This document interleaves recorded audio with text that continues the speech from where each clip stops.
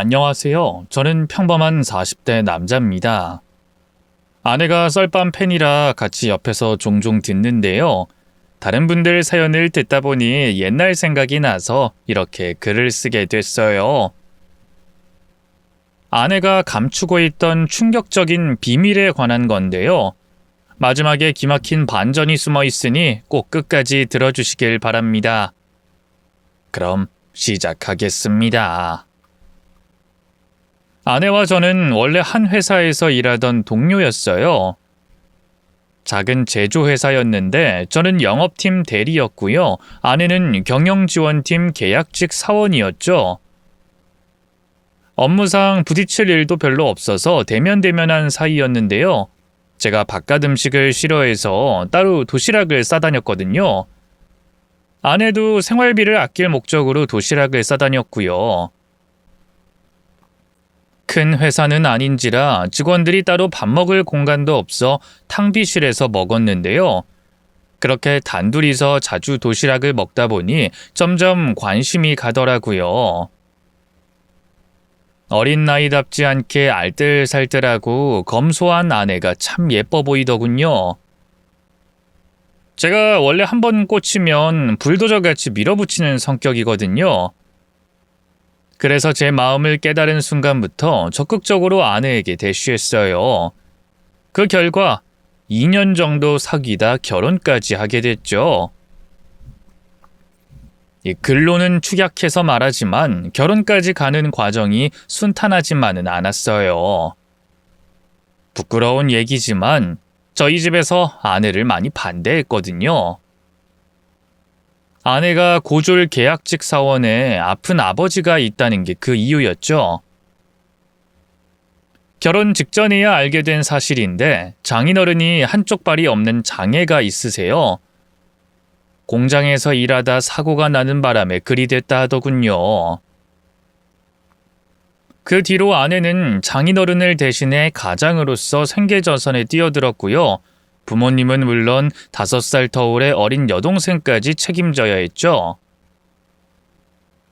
제가 결혼하자고 말했을 때 아내는 그 모든 가정사를 울면서 고백했죠. 오빠는 또래답지 않게 수수하고 돈 아끼는 내 모습이 좋다고 했지. 이제 알겠지만 내가 좋아서 그렇게 산 게 아니야. 아버지 병원비며 동생 학비며 돈 들어갈 구멍이 너무 많아서 어쩔 수 없이 궁상맞게 허리띠를 졸라맸던 거지. 아내에게 그런 아픔이 있을 줄은 꿈에도 몰랐던 상태였어요. 당황해서 아무 말도 못하자 아내가 또다시 너무나 경악스러운 말을 하더군요. 오빠가 헤어지자고 해도 이해해. 나 같은 여자랑 누가 결혼하고 싶겠어. 그게 무슨 말이야. 난 그냥 몰랐던 얘기들이라 너무 당황스러워서 그런 거지.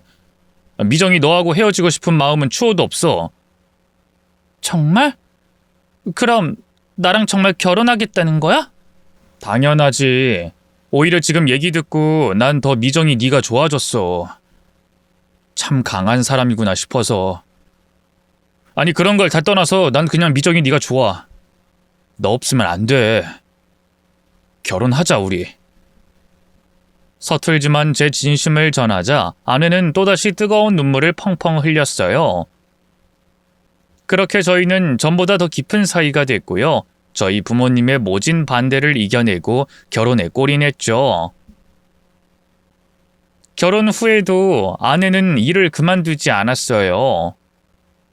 요즘은 어떤지 모르지만 그 시절에만 해도 보통 여자는 결혼하면 전업주부가 됐잖아요. 저도 아내가 그렇게 하길 바랬어요. 가부장적인 사고방식 때문에 그런 게 아니라요. 아내가 그동안 식구들 뒷바라지하느라 너무 고생했으니까 좀 집에서 편하게 쉬었으면 하는 마음에서 말이죠. 하지만 아내는 가만히 고개를 가로젓더군요. 그럴 순 없지. 그럼 우리 부모님이랑 미희는 어떻게? 맘 같아선 제가 책임지겠다고 말하고 싶었어요. 하지만 저 역시 고만고만한 월급 받는 평범한 직장인이었으니까요. 그렇다고 집이 대단한 부자인 것도 아니고 아내 한 명 책임지는 것도 벅찬 상황이었죠. 결국 부끄럽지만 저는 처제에게 화살을 돌릴 수밖에 없었네요. 처제는 언제까지 공무원 준비하겠대? 벌써 4년째면 이제 그만 포기하고 취업하는 게 낫지 않나? 장인어른도 다리가 그러시고 장모님도 그런 장인어른 수발 드느라 일을 할 수가 없는 상황이라며. 요즘 취업은 쉬운가 뭐. 평생의 꿈이라는데 어떻게 포기하라고 그러겠어. 마지막으로 딱 1년만 더 준비해보고 싶다니까 내가 조금만 더 고생해야지 뭐. 미안해 여보. 아니야, 당신이 미안하긴 뭐가 미안해. 능력 없는 내가 더 미안하지. 그런 말 하지 마. 난 당신이 날 받아줘서 얼마나 고마운데. 당신이 날 받아준 거지. 그래, 조금만 더 고생해 여보. 내가 얼른 성공해서 당신 꼭 집에서 누워있기만 해줄 테니까. 그렇게 아내는 결혼 후에도 계속 직장 생활을 했어요. 물론 부부 둘이 한 회사에 다니는 모습이 썩 보기 좋지는 않잖아요. 괜스레 말이 나오기도 쉽고요. 그래서 처음엔 아내가 먼저 이직하겠다고 했는데요. 사실 대한민국 사회에서 결혼한 여자가 더 나은 회사로 옮긴다는 게 쉽지 않은 일이거든요. 그래서 아내를 만류하고 제가 다른 직장으로 이직했어요.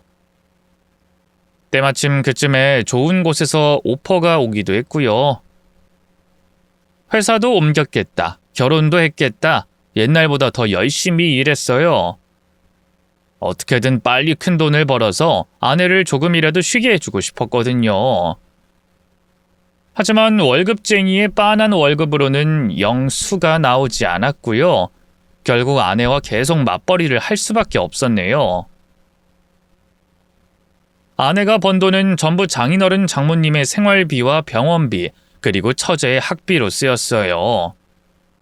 처제는 그 뒤로도 공무원 시험을 보는 족족 낙방했는데요.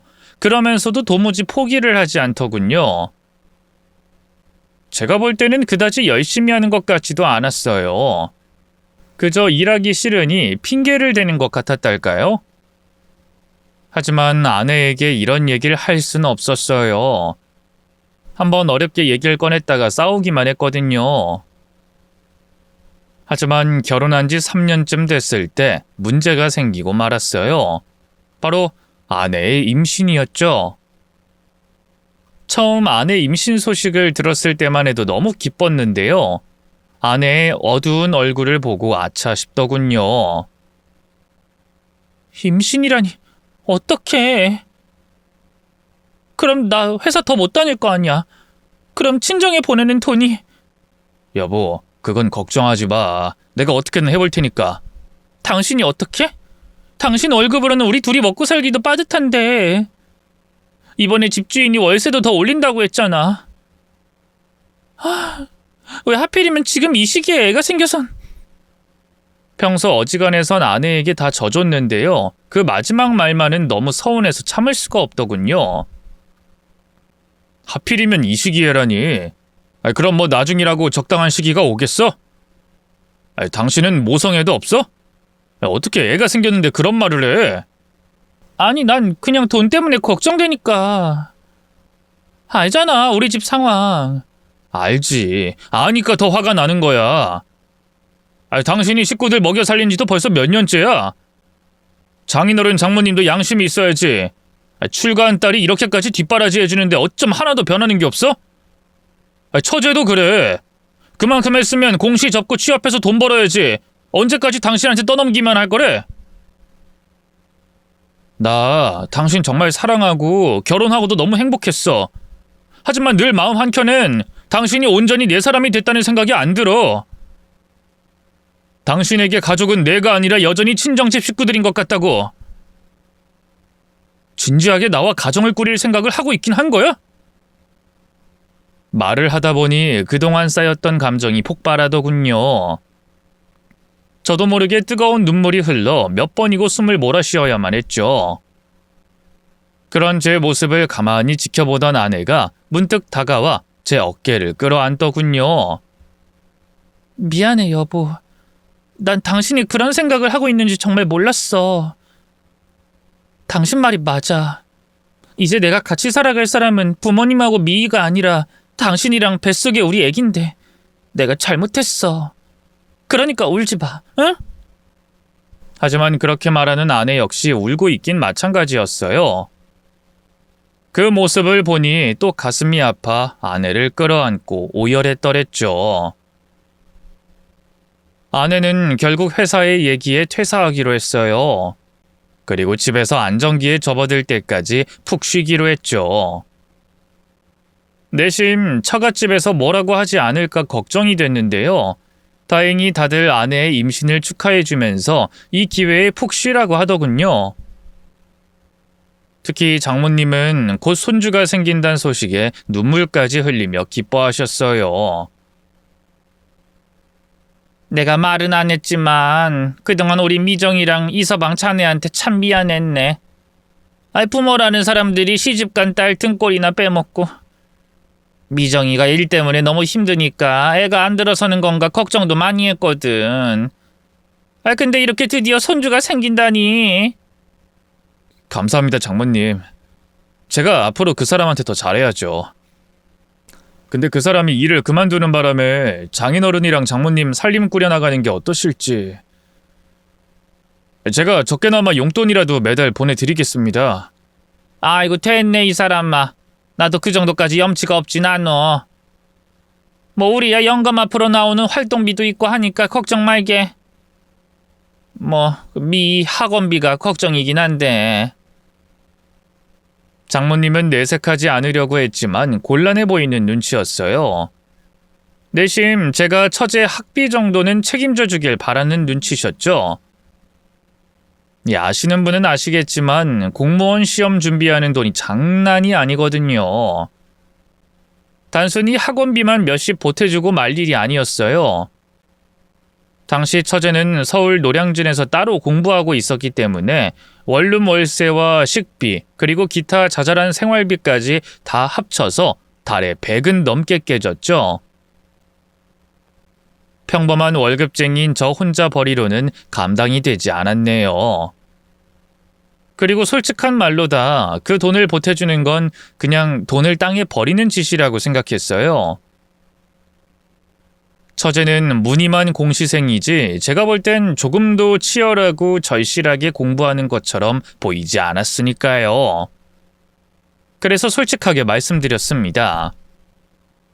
이제 장인어른하고 장모님이 제 부모님이나 다름없으니까 병원비나 생활비는 제가 보태는 게 도리가 맞는데요. 처제 학비는 솔직히 모르겠습니다. 장모님, 처제가 공시 공부한 지도 벌써 몇 년째인가요? 반십년이 넘었으면 솔직히 안 되는 거라고 생각하고 포기해야죠. 포기하는 것도 용기 아닙니까? 처제도 더는 어린 나이가 아닌데. 그러자 장모님의 표정이 바로 굳어지더군요. 자네가 무슨 말 하는지 알겠는데 미희 그 어린 게 얼마나 포기가 안 되면 그러겠나. 기왕 시작한 건 뭐라도 끝장을 봐야 할 거 아니야. 안 그럼 지금까지 날린 세월이 뭐가 돼? 그러니까 더 허송세월 하기 전에 정리해야죠. 만약 장모님이 처제한테 얘기하기 힘들다 하시면 제가 대신 얘기해 볼까요? 됐네. 남의 집 일에 참견 말게. 내 딸은 내가 알아서 할 테니까. 돈 보태줄 능력도 안 되는 주제 누구 딸을 깎아내려? 아니 장모님, 전 그런 뜻이 아니라. 일 없네. 장모님은 그대로 화가 나선 가버리셨어요. 잘 거절했다 싶으면서도 마음이 너무 불편하더군요. 분명히 아내에게도 뭐라고 하셨을 것 같은데 이상하게 아내도 별말이 없더라고요. 저도 차마 대놓고 물어보긴 뭐해서 그렇게 그 일은 조용히 넘어가게 됐죠. 어쨌든 그 뒤로 저는 더욱더 열심히 일했어요. 잔업을 자처하는 것도 모자라서 주말엔 따로 배달 알바까지 뛰었죠. 장인어른 장모님에게 드릴 생활비가 필요하기도 했고요. 사업자금을 모으고 싶기도 했거든요. 갑자기 무슨 사업이냐고요? 글쎄요. 월급쟁이로 평생 살아보니 알겠더군요. 남의 돈 받아먹고 사는 걸로는 평생 부자는 못 된다고요. 그런다고 제가 재테크 쪽으로 타고난 것도 아니었고 말이죠. 그래서 그때부터 열심히 책도 읽고 경제 전문지도 읽으면서 어떻게 하면 부자가 될 수 있을지 고민했는데요. 어느 날 저희 회사 사장님을 보면서 문득 그런 생각이 들더군요. 내가 이 사람보다 이쪽 분야에서 아는 것도 더 많고 전문가인데 돈만 있으면 나도 회사를 차릴 수 있지 않을까 하는 생각을 말이죠. 물론 지금 생각해보면 참 치기 어린 생각인데요. 그 나이니까 할 수 있는 생각이었지 않을까 싶어요. 당시 회사 사장님이 참 무능하고 성질만 못 같은 분이었거든요. 월급은 쥐꼬리만큼 주면서 빼먹을 수 있는 건 다 빼먹으려는 분이었죠. 자연스레 퇴사 생각은 더욱더 간절해졌고요. 그래서 더 열심히 일하며 사업 자금을 모았죠. 물론 당장에 퇴사를 지르지는 않았어요. 곧 아이도 태어날 텐데 안정적이고 꾸준한 수입은 필수였죠. 하지만 그쯤에 저희 부부에게 생각지도 못한 불행이 찾아왔어요. 바로 아내의 유산이었죠. 평소처럼 회사에서 열심히 일하고 있는데 갑자기 모르는 번호로 전화가 한 통 오더군요. 받아보니 아내가 다니던 병원이었어요. 아내가 계단에서 굴러 구급차에 실려왔다고 당장 튀어오라고 하더군요. 정말 얼마나 놀랐는지 몰라요. 회사의 사정을 설명하고 병원으로 달려갔을 땐 이미 모든 상황이 종료된 상태였어요. 이미 아이는 저희 곁을 인사도 없이 떠나버린 상태였고요. 아내는 허망한 표정으로 병원 천장만 바라보고 있었네요. 이윽고 저를 발견한 아내 얼굴에서 눈물이 흘러내렸어요. 여보, 미안해. 우리 아기 못 지켜서 너무 미안해. 도대체 이게 어떻게 된 일이야? 계단에서 넘어진 거야? 저녁에 할 찌개거리가 없어서 장 좀 봐오려다가 그만. 당시 저희 집이 낡은 빌라라 엘리베이터가 따로 없었거든요. 그래서 아내가 외출하려면 늘 4층짜리 계단을 오르락 내리락 해야 했어요. 아내는 자기 실수를 하면서 계속 자책했는데요. 저는 그런 아내의 어깨를 감싸 안으면서 말했어요. 그게 왜 당신 때문이야. 한심하고 무능력한 나 때문이지. 우리가 엘리베이터 있는 아파트에 살았으면 이런 일도 없었을 텐데. 아니, 당신이 임신해 있는 동안 집안일 해줄 사람이 따로 그랬다면 그게 무슨 말이야. 왜 당신 탓을 해? 당신 때문 아니야. 아이 잃은 못난 엄마는 난데 당신까지 그러지 마. 아니야 여보. 다 나 때문이야. 내가 무능해서 그래. 내가. 아이를 잃은 건 저희 부부 모두에게 큰 상처였어요. 그 일로 저희 부부 사이도 어색해졌어요. 소원해졌다기보단 뭐랄까요? 서로 상처를 건드리지 않으려고 조심조심하다 보니 거리를 두게 됐달까요? 사람은 누구나 인생의 큰 전환점을 맞이하잖아요. 전 그때가 그랬어요. 제 얼굴도 보지 못한 저희 아이를 잃은 일이 제 인생의 전환점이 됐죠. 그날 이후로 저는 바로 회사를 그만뒀어요. 어차피 아내가 다시 재취업해 돈을 벌고 있기도 했고요. 모아둔 돈도 꽤 있었기 때문에 이제야말로 새롭게 도전할 때가 됐다는 생각이 들었거든요. 물론 아내와도 충분한 상의 끝에 결정한 일이었죠. 퇴사 후 제 일상은 오히려 더 바빠졌어요. 낮엔 아내를 대신해 집안 살림을 하면서 틈틈이 경영 공부를 하고요. 주변에 창업 관련 강의 같은 게 열리면 꼭 들으러 갔네요. 그리고 밤엔 생각해둔 사업 아이템에 관해 구체적인 전략 보고서를 썼죠. 그러다 평소 신문과 방송에 자주 얼굴을 비추던 중견기업 대표님을 알게 됐어요. 지역에서 주최한 성공한 사업가 강연에서 알게 된 분이었는데요. 사석에서 뒤풀이를 하다 동양 사람이란 이유로 꽤 가까워졌죠. 그래서 하루는 대표님과 단둘이 술을 먹던 날 조심스럽게 그동안 작성한 사업 아이템 보고서를 내밀었어요. 한번 봐주십사 청하면서 뭘 어떻게 하면 좋을지 구체적인 조언을 구했죠. 대표님이 참 호남이셨거든요. 다행히 기분 좋게 제 보고서를 보면서 이런저런 조언을 해주시더군요. 아이, 상철씨, 참 보면 볼수록 내 옛날 모습 보는 것 같단 말이야. 내가 볼 땐 이 아이템 충분히 대박날 가능성이 있어. 그러니까 한번 열심히 해보라고. 혹시라도 돈 부족하면 얘기하고 내가 적극적으로 밀어줄 테니까. 말씀만으로도 정말 감사합니다, 대표님. 열심히 한번 해보겠습니다. 그래, 이 사업이란 게 생각처럼 쉽진 않아. 오히려 직장인 시절이 그리워서 눈물 날걸. 그래도 저 자식 생각하면서 죽어라 악착같이 덤벼봐. 대표님의 그 말처럼 사업이란 게 참 마음처럼 되진 않더군요. 초기엔 아무래도 거래처를 확보하는 것과 돈 문제가 컸고요. 어느 정도 그 문제가 해결됐을 땐 부리는 직원들이 말썽을 일으켰어요. 너무 심한 스트레스로 살이 쫙쫙 빠지고요. 남자에겐 정말 치명적인 탈모 증세가 나타나기도 했네요.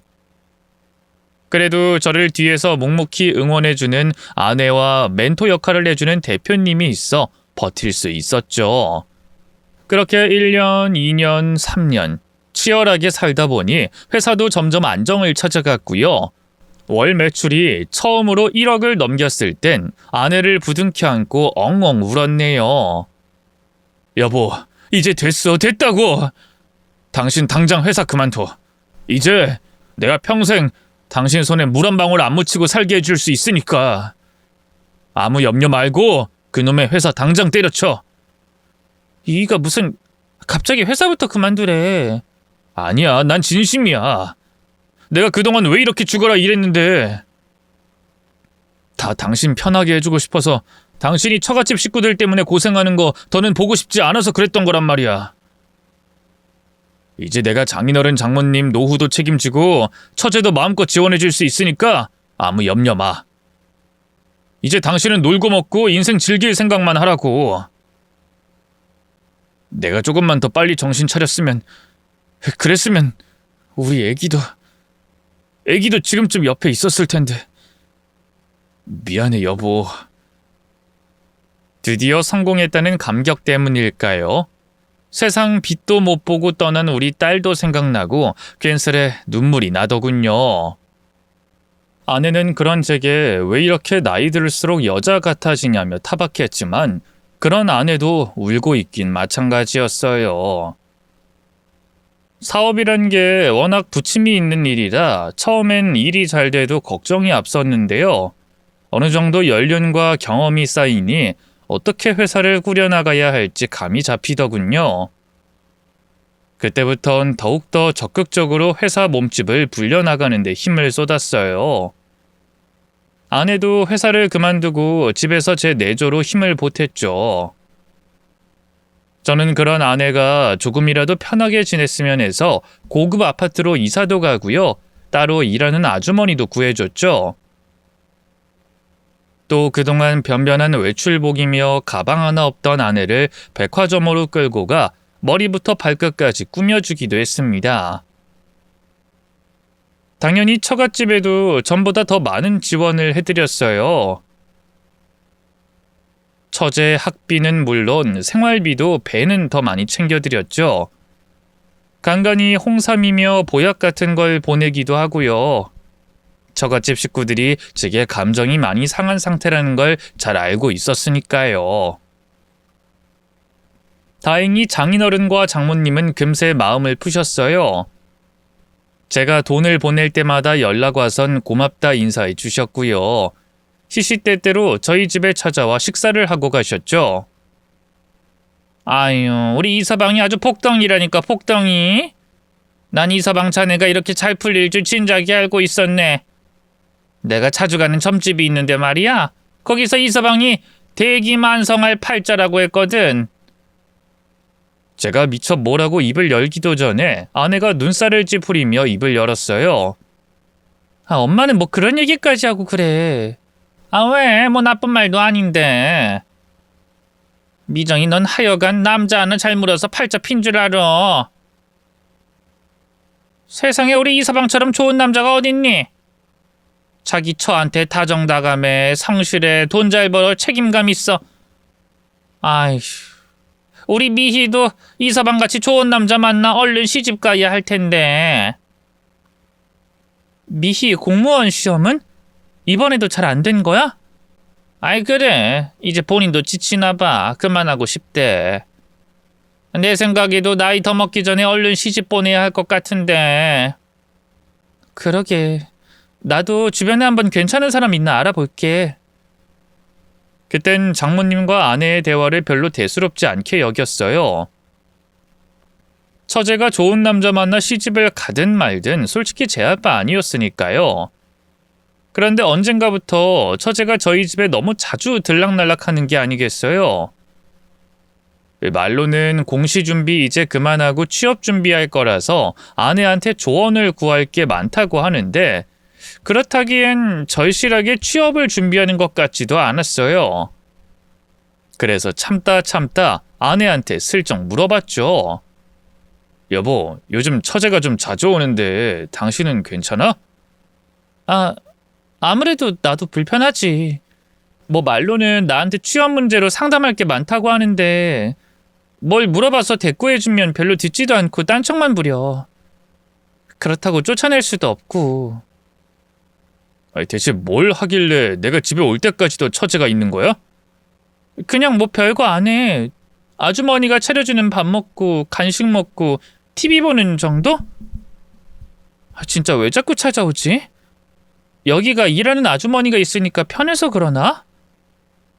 그래서 처갓집에도 도우미 아주머니를 구해드렸어요. 처제가 오지 않길 바라는 마음을 은근슬쩍 표현하면서 말이죠.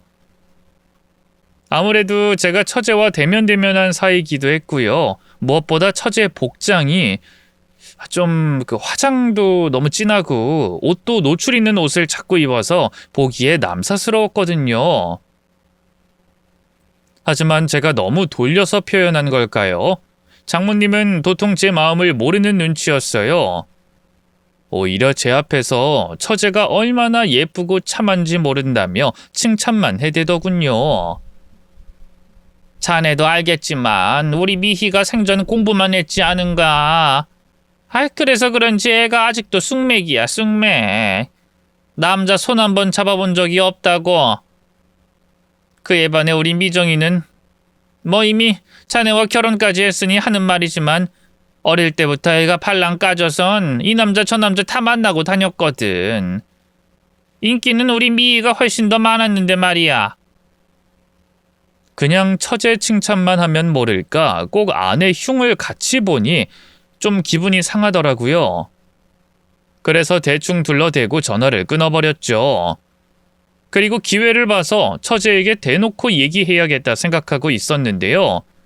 한 보름쯤 지났을 무렵 기회가 찾아왔어요. 퇴근해 돌아오니 아내는 장모님과 외출한 상태였고요. 처제 혼자 거실에서 TV를 보고 있더군요. 형부 왔어요? 오늘은 일찍 왔네요? 늘 얼굴 보기 힘들더니. 처제는 웬일로 절 보자마자 달려와선 살갑게 인사했어요. 그리고는 글쎄 제 아내가 하던 것처럼 겉옷을 받아 옷장에 넣어주려고 하는 게 아니겠어요. 저는 부담스러운 마음에 사양했지만 괜찮다면서 굳이 안방 드레스룸까지 쫓아 들어오더군요. 아니 처제, 내가 한다니까? 아니에요 형부, 제가 할게요. 어머. 한창 처제와 옷을 두고 실랑이 하던 순간이었어요. 갑자기 처제가 휘청하더니만 그대로 뒤로 넘어가려는 게 아니겠어요. 저도 모르게 반사적으로 그런 처제를 붙잡았는데요. 그러자 처제가 저를 확 끌어안으면서 앞으로 힘을 주더군요. 그렇게 저희는 다 같이 사이좋게 바닥으로 넘어지고 말았죠. 정신을 차려보니 처제가 제 밑에 깔려 있더라고요. 미안해 처제. 민망한 마음에 얼른 일어나려고 했는데요.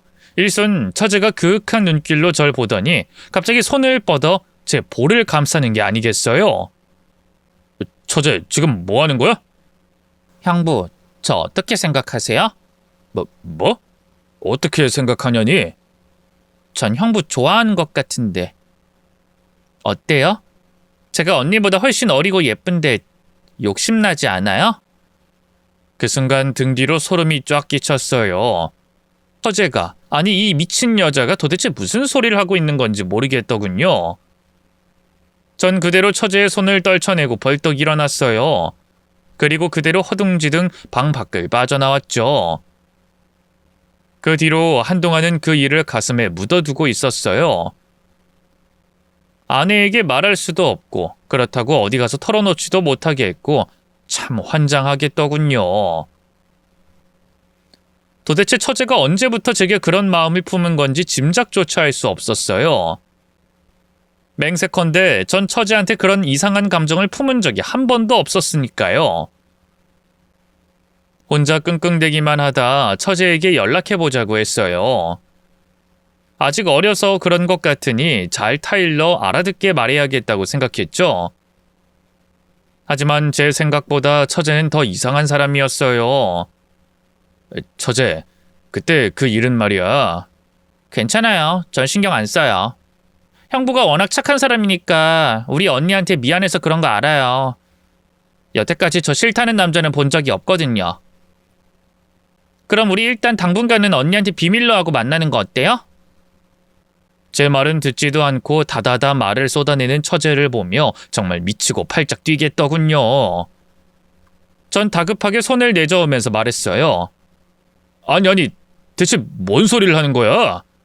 난 처제한테 아무런 감정도 없어. 내가 사랑하는 건 우리 와이프뿐이라고. 그러자 처제가 충격받은 것처럼 두 눈을 커다랗게 뜨더군요. 왜요? 내가 언니보다 훨씬 더 예쁘고 몸매도 좋고 나이도 어린데? 그게 대체 나랑 무슨 상관인데? 처제가 하도 옛날부터 공시 준비만 해서 사회성이 좀 떨어진 것 같은데 아무리 그래도 그렇지 형부한테 어떻게 그런 말도 안 되는 마음을 품어? 보아하니 날 그렇게 좋아하는 것 같지도 않은데 이런 부적절한 행동은 이제 그만해. 집에도 더는 찾아오지 않았으면 좋겠어. 나한테 이럴 시간에 다른 멀쩡한 총각 만나서 얼른 시집 가라고. 그게 제가 할 수 있는 최선이었어요. 하지만 그 뒤로도 처제는 끈질기게 저희 집을 드나들었고요. 자꾸만 아내 모르게 제게 요상한 눈빛을 보내더군요. 이대로는 정말 안 되겠다 싶더라고요. 그래서 큰맘 먹고 아내에게 모든 진실을 말했어요. 당연히 아내는 경악하더군요. 그게 정말이야? 미희가 당신한테? 그래. 그리고 맹세컨대 난 처제한테 이상한 생각 품은 적 없다. 이상한 수작 부린 적도 없고 말도 잘 안 섞었다고. 근데 대체 처제가 왜 그러는지 모르겠어. 대놓고 말을 해도 듣질 않고. 당신이 장모님한테 잘 말씀드려서 처제 좀 그만 오라고 해주면 안 될까? 내가 알아서 할게. 걱정하지 마.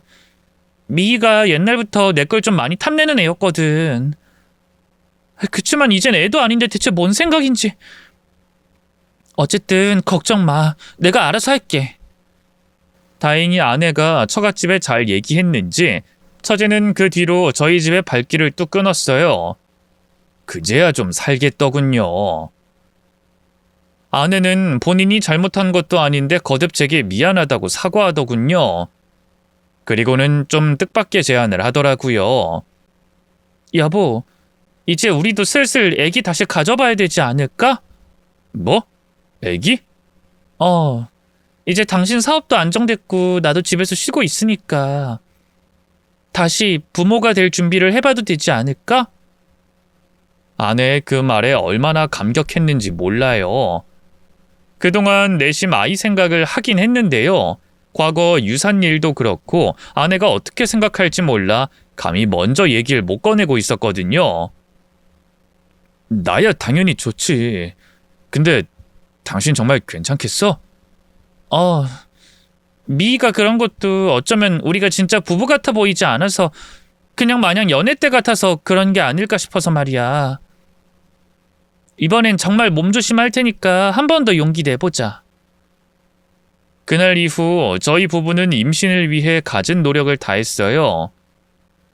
배란일에 맞춰 꼬박꼬박 잠자리도 하고요. 임신에 좋다는 여러 보약도 챙겨 먹었죠. 하지만 너무 간절했기 때문일까요? 아이는 좀처럼 쉽게 들어서지 않았네요. 처음엔 아무렇지 않아 있던 아내도 시간이 흐를수록 초조해했죠. 결국은 난임병원에 가보잔 얘기까지 나왔네요. 당연히 저도 동의했는데요. 하필이면 그쯤에 회사 일이 너무 바빠져서 도무지 병원 갈 짬을 낼 수가 없었어요. 설상가상 해외로 3개월 동안 장기 출장까지 잡혀버렸죠. 아내는 크게 낙담했고요. 저도 많이 아쉬웠네요. 그래도 어쩌겠어요. 가장으로서 처자식 먹여 살리려면 일은 해야죠. 그렇게 저는 아내를 뒤로 하고 해외 비행기에 몸을 실었고요. 그곳에서 현지 관계자들을 만나 바쁜 하루하루를 보냈습니다. 그러던 어느 날이었어요. 출장 온 지 한 달쯤 지나 우연히 달력을 보니 웬걸 아내 생일이 코앞이더군요. 바보같이 출장 준비에 바빠 1년 중 가장 중요한 기념일을 잊어버린 거예요. 바로 아내에게 전화를 하려다 참았어요. 우연찮게도 현지 공장에 문제가 생겨 사흘 정도 휴일이 생겼는데 그게 딱 아내 생일과 겹치더라고요. 비행기 타는 시간을 빼도 하루 정도는 아내와 같이 보낼 수 있겠더라고요.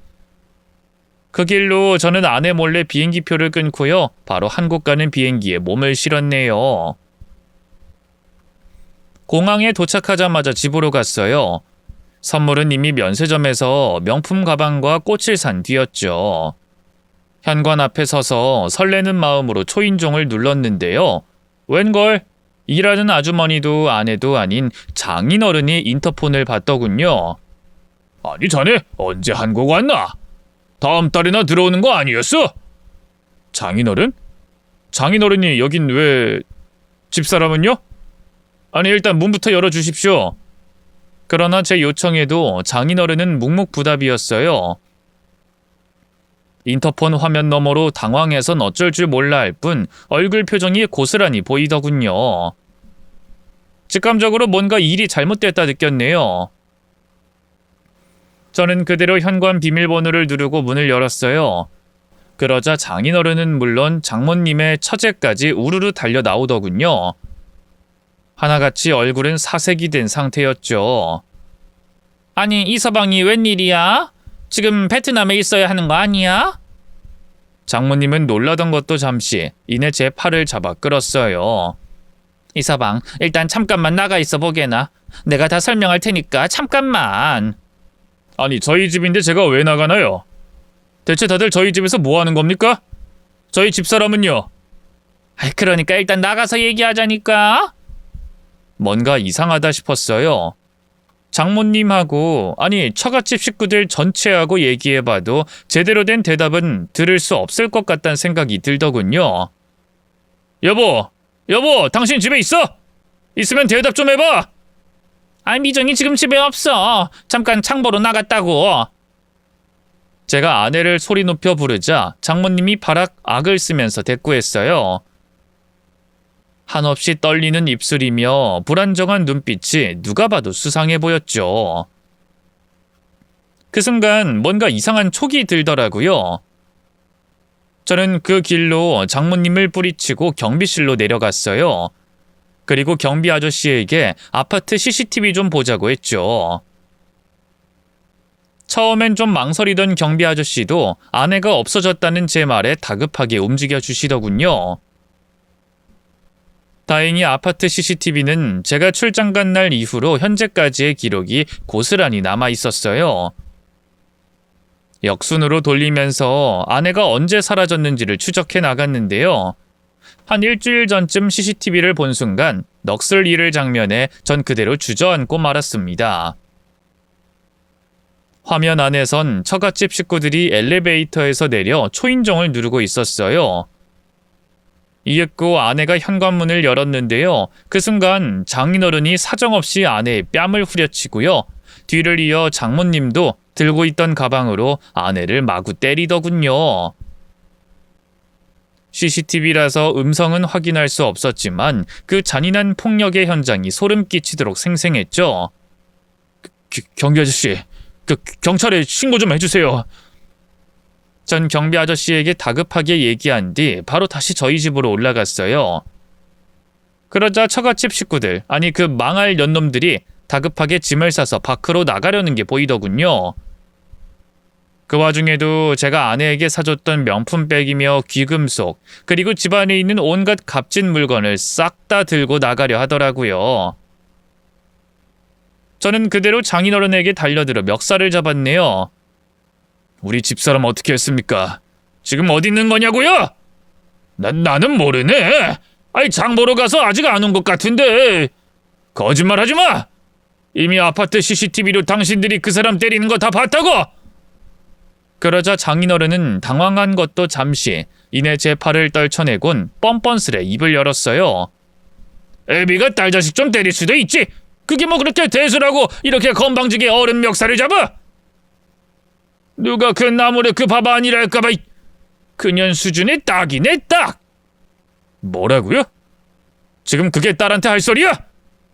딸은 뭔 놈의 딸? 내 딸은 미희 하나뿐이거든. 그러게 진작에 미희한테 마음 줬으면 좀 좋아. 사내 자식이 한심하게 여자가 덤비는데 도망이나 치고 부끄러운 줄 알아. 장인어른은 알 수 없는 소리를 하면서 고래고래 소리를 질렀어요. 저는 아내를 찾는 게 먼저란 생각이 들어 그런 장인어른을 뒤로하고 집 안으로 들어갔죠. 그리고 닥치는 대로 이방저방 뒤지기 시작했네요. 여보 어딨어? 내 목소리 들리면 대답 좀 해! 바로 그때였어요. 어디선가 쿵 하고 둔탁한 소리가 들리더군요. 작은 방에 있는 화장실 쪽이었죠. 저는 그 길로 달려가 화장실 문을 열려고 했는데요.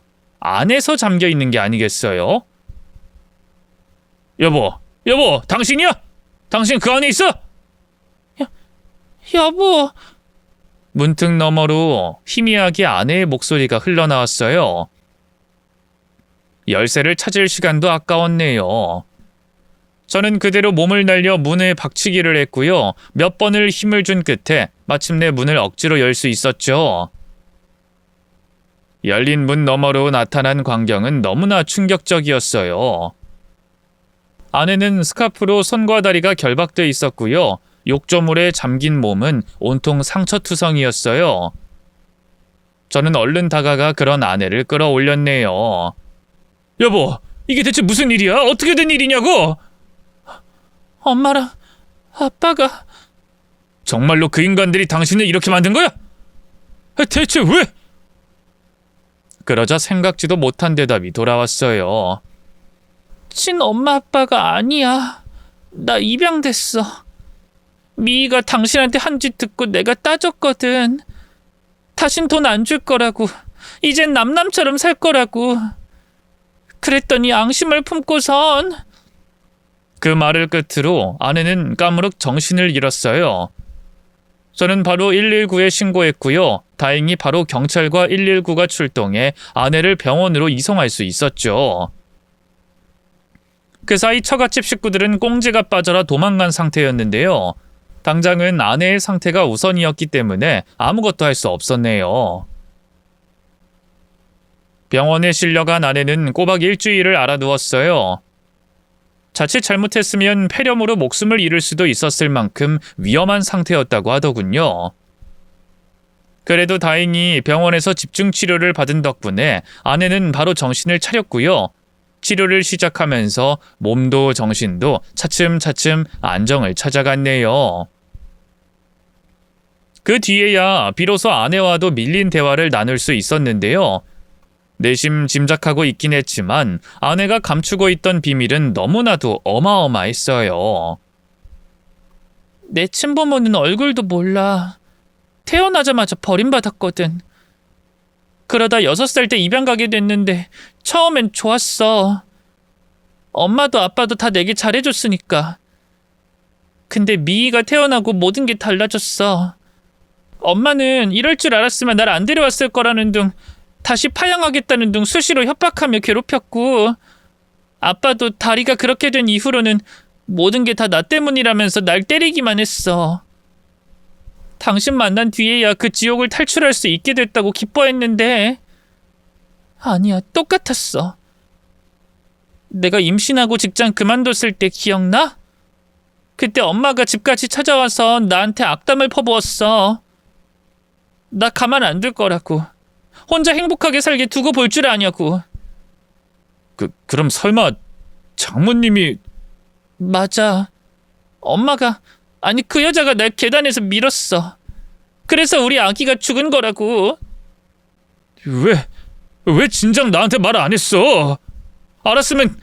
그랬다면 진작... 그 여자가 협박했어. 시키는 대로 안 하면 내가 고아라는 걸 당신이랑 시댁이 다 얘기할 거라고. 그게 뭐야? 그까짓 게 뭐라고? 부모 없는 고아였다는 게 당신 죄는 아니잖아. 그러자 아내가 어깨를 떨며 눈을 피했어요. 직감적으로 아내가 뭔가 더 감추고 있다는 느낌이 들더군요. 그래서 아내의 어깨를 틀어잡고 두 눈을 마주봤네요. 말해봐. 아직도 내게 뭔가 더 감추는 게 있는 거야?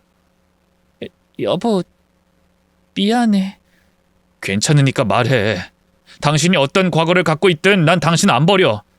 나한텐 당신밖에 없다고. 아직도 모르겠어? 실은 나 예전에 고등학교 졸업하고 잠깐 술집에서 일한 적 있어. 그 여자가 억지로 보냈어. 노름하다 빚이 생기는 바람에 그거 막아야 한다면서. 그래도 옆에 앉아서 술 따르는 것만 했지 다른 건 안 했어. 맹세해. 내가 울면서 무릎 꿇고 빌었어. 다른 일 뭐든 다 할 테니까, 부지런히 일해서 돈 벌어올 테니까 제발 술집 일만은 시키지 말아달라고. 그래서 당신하고 만났던 그 회사 들어가게 됐던 거야. 당신도 그렇고 어머님 아버님이 알면 당장에 이혼하라고 하실 게 뻔해서. 그동안 계속 말 못하고 있었어. 그 인간들도 그걸 알고 계속 날 협박했던 거고. 아내의 말에 가슴이 천갈래 만갈래로 찢어지는 듯 했어요. 한편으로는 가슴 깊숙한 곳에서부터 분노가 끓어올랐죠. 아내 때문은 아니었어요. 물론 아내의 과거가 충격적이긴 했지만 그보다는 아내가 홀로 이런 고통을 받고 있는 동안 아무것도 모른 채 있던 스스로에게 너무나 화가 났죠. 바보같이 그깟게 뭐라고 진작에 나한테 말을 하지. 그럼 내가 당신하고 뭐 헤어지기라도 할 줄 알았어? 그렇게 날 못 믿었단 말이야? 미안해 여보. 그치만 결혼 전에도 어머님 아버님이 날 그렇게 반대하셨는데 고졸 계약직이라는 것보다 더 큰 흠이 있다는 걸 차마 밝힐 수가 없었어. 당신을 잃는 게 너무 무서워서 그랬어. 저는 엉엉 우는 아내를 끌어안고 말했어요. 이젠 아무 걱정하지 마. 내가 당신 지켜줄 거니까. 그 인간들 전부 다 감옥에 쳐넣어 버릴 거니까 아무 걱정하지 말라고. 여보, 나 실은 너무 무서워. 당장이라도 그 인간들이 나 찾아와서 또 때릴 것 같아서 너무너무 무서워. 괜찮아. 이젠 내가 옆에 있잖아. 아무 걱정하지 말고 일단 한숨 자.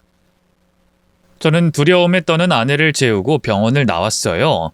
그리고 그 길로 경찰과 변호사를 찾아가 처갓집 식구들을 폭행죄, 무단 주거침입죄 등으로 고소했죠.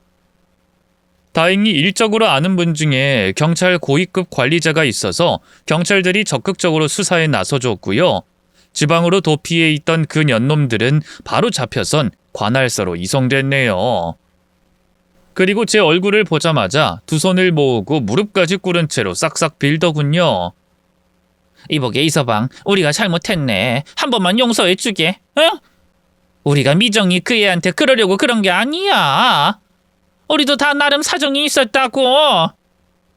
아이 맞아. 미정이가 뭐라고 말했는진 모르겠는데 그 말 다 믿으면 안 되네. 걔가 옛날부터 뭐든 좀 부풀리는 경향이 있어서. 지금 이런 순간에도 제 앞에서 저희 집사람 욕을 하시는 겁니까? 제 말에 장인어른 장모님이 아무 말도 못하고 입을 다물었어요. 저는 기세를 몰아 그 인간들에게 다다다 쏘아붙였죠. 전 그 사람 말만 듣고 그 사람 말만 믿을 겁니다. 당연한 거 아닌가요? 그 사람이 제 하나뿐인 아내인데. 긴 말할 거 없고요. 그동안 치른 죄값 달게 받으세요. 물론 그동안 당신들이 내 돈으로 누렸던 것들도 전부 다 토해내시고요. 그동안엔 처갓집 식구들이라 생각해서 호구 잡혀드린 건데 이젠 그럴 이유가 없지 않습니까? 그 사람이 더는 당신들 안 보겠다고 가족으로 여기지도 않는다고 선언했는데. 그러자 짐승만도 못한 연놈들의 얼굴이 하얗게 질렸어요. 그 와중에도 처제는 정신을 못 차리곤 달려와 제게 매달리더군요. 형부, 우리 엄마 아빠만 언니 죽어라 괴롭히고 때린 거지 난 그런 적 없다고요. 글쎄, 그건 재판장 가서 판검사 앞에서 잘 한번 따져보자고. 형부 정말 왜 이래요? 난 정말 형부한테 진심이었단 말이에요. 언니 남자라서가 아니라 돈이 많아서가 아니라 그냥 옛날부터 형부 좋아했어요. 형부도 언니보단 내가 낫지 않아요? 얼굴도 내가 훨씬 예쁜데? 그리고 언니는 술집에서 일한 경험도 있단 말이에요. 형부 이건 몰랐죠? 언니 더러운 여자예요. 내가 모르긴 뭘 몰라. 네 엄마 아빠란 인간들이 억지로 시킨 짓이라는 것까지 다 알고 있는데. 두고 보라고. 반드시 죗값 치르게 만들 테니까. 저는 매달리는 처제를 밀어내고 그대로 경찰서 밖으로 나왔어요. 그리고 그 년놈들을 콩밥 먹이기 위해 최선을 다했죠. 다행히 아내가 몇 년간 모아둔 통화 녹취, 상처 사진 같은 게 증거로 인정돼서 재판은 순조로웠고요. 몇 번의 지리한 법적 다툼 끝에 그 인간들은 실형을 선고받았네요. 아쉽게도 처제는 처벌을 면했지만 상관없었어요. 어차피 끈떨어질 연이었고 괴롭혀줄 방법이야 얼마든지 있었으니까요. 지금은 시간이 꽤 흘러 그 인간들도 이미 출소한 지 오랜데요. 처음엔 그게 너무 화가 났어요. 아내가 받은 고통의 반의 반도 못 돌려준 것 같아서 말이죠. 하지만 어쩌면 감옥보다 그 감옥 밖 세상이 그 인간들에겐 더 지옥일 수 있겠다는 생각이 들더군요. 그래서 의도적으로 사람을 사서 그 인간들에게 접근해 불법 도박에 빠지게 했고요. 사채까지 끌어다 쓰게 만들었습니다. 지금은 다들 사채업자들에게 쫓기면서 사람 구실도 못하고 사네요. 물론 아내는 이 사실을 몰라요. 그 인간들이 아직도 감옥에 있는 줄 알죠. 아내를 위해서도 그게 나을 것 같아서 저도 아무 말 하지 않았답니다. 어떤 분이 보시기엔 제가 참 나쁜 놈이다 하실 수도 있는데요. 복수할 능력이 있는데 사랑하는 여자가 그렇게 당한 걸 뻔히 아는데 복수 안 하면 그게 이상한 놈 아닐까요? 썰밤 분들은 절 이해해 주실 거라 믿습니다. 아내는 한동안 많이 힘들어했어요. 따로 정신과 치료도 받아야 했고요. 수면제 없이는 불안증 때문에 잠도 잘 못 잤습니다. 그래도 딸아이가 태어난 뒤로는 많이 좋아져서요. 요즘은 딸의 재롱에 웃기도 많이 웃고요. 건강 상태도 많이 좋아졌답니다. 이렇게 지난 날을 새삼 글로 옮기고 나니 아내에게 더 잘해야겠다는 생각이 드네요. 부디 저희 부부의 앞날을 응원해 주시길 바랍니다. 긴 얘기 들어주셔서 고맙습니다. 모두 건강하세요.